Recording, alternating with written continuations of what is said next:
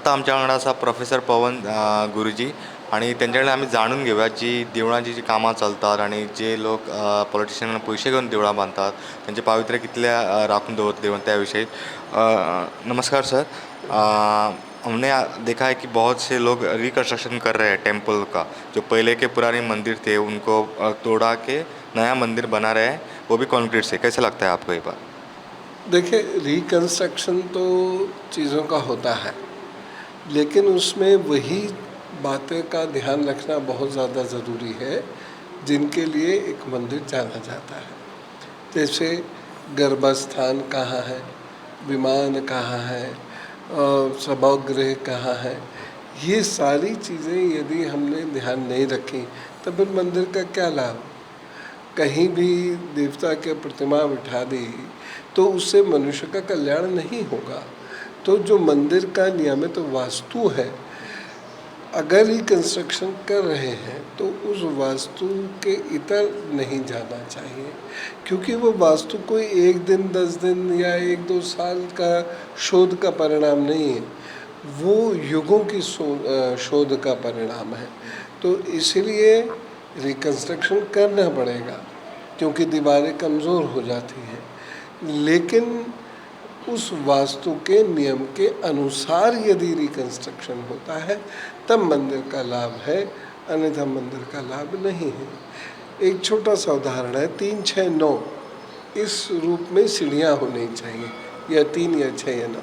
अब मान लीजिए उन्होंने ऊंचाई मेंटेन करने के लिए वहाँ पर 11 सीढ़ी लगा दी या 7 सीढ़ी लगा दी, तो वह गलत हो गया।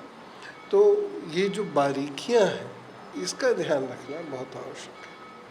हर भगवान के मंदिर अलग अलग होते हैं कि एक ही तरह के होते हैं, उनका सबकी वास्तु एक ही होना चाहिए? देखिए, वास्तु की 2 प्रमुख कलाएं हैं, एक द्रविड़ कला और दूसरी नागर कला। द्रविड़ कला जो दक्षिण में है, नागर कला उत्तर में अधिक प्रचलित है। यद्यपि उत्तर में भी बहुत सारे जो है द्रविड़ कला के हैं और दक्षिण में भी बहुत सारे नागर कला के हैं। तो मंदिर का भवन तो वैसे ही होगा, लेकिन उसमें जो देवता बैठते हैं, विराजते हैं, गर्भस्थान जिसे हम कहते हैं, जो मूलतः साधना का कक्ष होता है, वो उस कुल परंपरा के अनुसार बनाया जाता है। कि मंदिर क्यों जाना चाहिए? देखिए, लोग यही पूछते हैं ना, मंदिर क्यों जाए, मंदिर क्यों जाए? देखिए, जब हम बीमार होते हैं तो हम चिकित्सक के पास जाते हैं, जब हम आह्लादित होते हैं मित्र के पास जाते हैं। ठीक इसी तरीके से मन की चेतना, मन की शक्ति को प्राप्त करने के लिए मंदिर जाना चाहिए।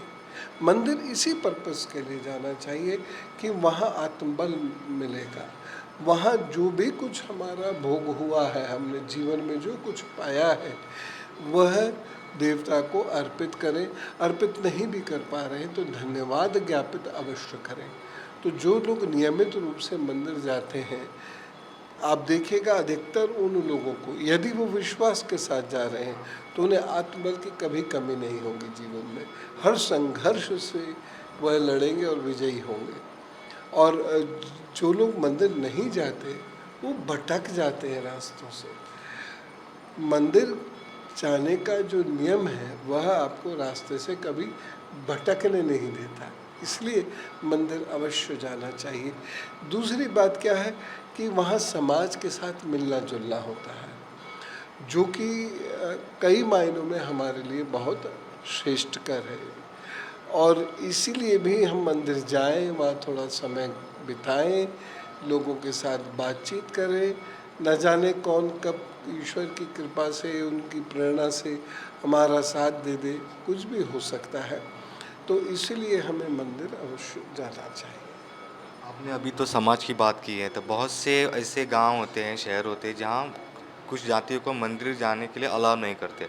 क्या ये बात सही, आपको क्या लगता है? देखिए, मैं मंदिर में जाति के आधार पर प्रवेश का विरोधी हूँ, और मैंने शुरू से इसका विरोध किया है। और मैंने ही नहीं बल्कि सभी जो भारतीय परंपरा को जानते हैं, थोड़ा सा भी जानते हैं, वह उसका विरोध करते हैं। हम चाहे ऋग्वेद के पुरुष सूक्त के आधार पर कहें, चाहे यास्क मुनि के आधार पर कहें, बृहस्पति संहिता के आधार पर कहें, व्यक्ति मन से, तन से शुद्र होता है, जन्म से शुद्र नहीं होता। तो मैं किसी भी हाल में उस प्रथा का विरोध करता हूँ जहाँ जन्म की जाति के आधार पर मंदिर में प्रवेश की अनुमति नहीं है। अगर मेरे पाँव कीचड़ में सने हुए हैं, मैं पाँव को धो के पुनः शुद्ध होकर मंदिर में प्रवेश कर जाऊंगा। उसमें मेरा जन्म क्या कर रहा है? भगवान तो मेरे भी हैं। तो एक तरफ तो हम बात कहते हैं कि ईश्वर भीतर विराजते हैं, और दूसरी तरफ हम जातिवाद की बात करते हैं, ये ऊंची जाति, ये नीची जाति। तो फिर मैं ऐसे सभी लोगों से ये पूछना चाहता हूँ, तो क्या ईश्वर भी ऊंची जाति और नीची जाति के होते हैं?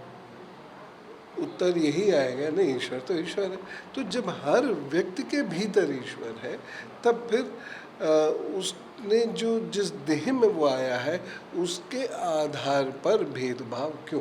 तो मंदिर में सबका प्रवेश होना चाहिए, जाति तो पूछनी भी नहीं चाहिए। मेरा आखिरी सवाल है, बहुत से ज़्यादा हमने देखा है कि इन दिनों जो पॉलिटिशियन रहते हैं ना, वो डोनेशन देते हैं मंदिर बनाने के लिए, और बाद में उनको ओड मिलता है, गांव में हो या किसी शहर में हो। क्या उस मंदिर की पावित्रता उस पर भ्रष्ट नहीं होती? क्योंकि उनकी पॉलिटिशियन का पैसा तो आपका मालूम रहता है, बहुत से ज़्यादा कैसा रहता है। बहुत सुंदर प्रश्न है। देखिए, मंदिर समाज का दायित्व है। प्राचीन काल में मंदिर राज्य का दायित्व हुआ करता था, और कभी किसी भी मंदिर को, यहाँ तक कि यूनिवर्सिटीज़ को कभी भी कोई धन की परेशानी नहीं हुई। नालंदा में भी नालंदा विश्वविद्यालय चलाने के लिए 100 गांव का जो राजस्व होता था वो उससे चलता था, वो किसकी खैरात पे नहीं चलता था। और इसीलिए हमारे यहाँ जो मंदिर, आश्रम, विश्वविद्यालय, ये जो शिक्षा के बड़े केंद्र रहे, वो इसलिए रहे। आज स्थितियाँ बदल गई हैं, लेकिन आपके माध्यम से मैं ये कहना चाहूँगा कि मंदिर से समाज को लाभ मिलता है, इसलिए मंदिर को बनाने की जिम्मेदारी, मंदिर के जीर्णोद्धार की जिम्मेदारी ये समाज की है। कोई एक व्यक्ति आएगा, वो बहुत अधिक डोनेशन दे देगा, तो देखिए वहाँ पर फिर कैपिटलिज्म आ जाएगा।